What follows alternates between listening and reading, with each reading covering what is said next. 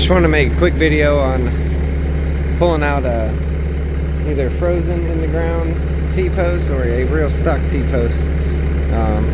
This right here is some clay. This thing's driven pretty far in the ground. It's not as tall as these other ones, but I got a whole line of things to do.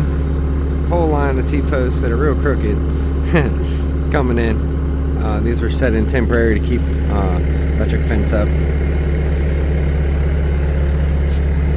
I want them up, so this is what I'm doing because I don't want to spend all dang day. Basically, take a ratchet strap, throw it a million times around there because I couldn't find the shorter one. Bring your machine with forks, could be a tractor, whatnot. Wrap it around, put your loops on your forks, get in your machine,